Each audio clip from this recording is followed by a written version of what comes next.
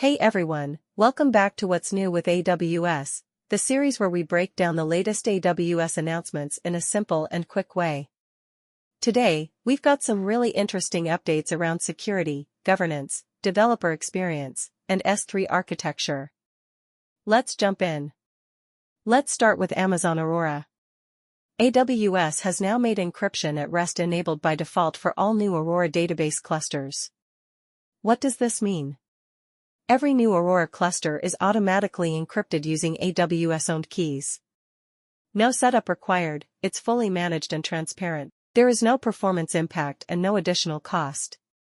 Earlier, encryption was optional and easy to forget. Now AWS is making security the default. Existing clusters are not affected. You can still use customer-managed KMS keys if needed. This is a big win for security and compliance, especially for teams that want secure defaults without extra effort. Next up, a very forward-looking update. IAM Roles now supports post-quantum cryptography-based certificates. So what's happening here? Traditional encryption methods may become vulnerable with future quantum computers. AWS is now enabling quantum-resistant authentication mechanisms. Helps organizations future-proof their security.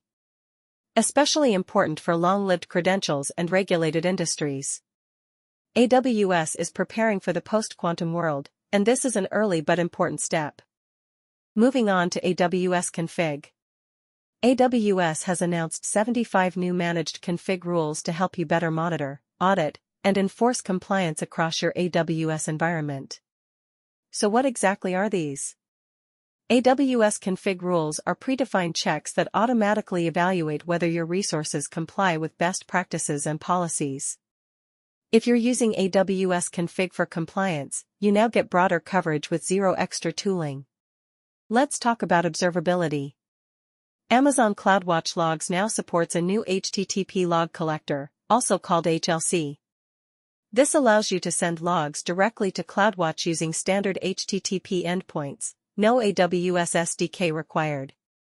This is a big deal for third-party tools, legacy systems, packaged software where SDK integration isn't possible. It supports multiple formats like ND-JSON for bulk streaming, structured JSON, OpenTelemetry logs. Plus, authentication is handled using bearer tokens with API keys, making it secure and easy to integrate. Bottom line, logging into CloudWatch just became much easier and more flexible. Next up, end-user computing. Amazon WorkSpaces now supports Windows Server 2025 as a desktop OS option. This means access to the latest Windows Server features, improved security and performance, better compatibility for enterprise workloads. Great news for organizations running modern Windows-based virtual desktops. Moving on to security and resilience. AWS Backup now supports logically air-gapped vaults for Amazon EKS. So what does that mean? Backups are isolated from your main environment, protection against ransomware or accidental deletion, stronger compliance and recovery guarantees. This is especially important for Kubernetes workloads where data protection is critical. Now let's talk serverless. AWS Lambda now offers managed instances for Rust workloads. This brings faster startup performance, better efficiency for compute-heavy tasks, native support for Rust developers. If you're building high-performance serverless apps, this is a big win. Finally, a big update for Amazon S3. S3 now introduces account-based regional namespaces for general-purpose buckets. Bucket names are now unique within your account and region, not globally. Makes naming simpler, no more fighting for globally unique names. Improves multi-account and multi-region design flexibility. This is a major usability improvement and removes one of the long-standing pain points in S3. That's it for this episode of What's New with AWS.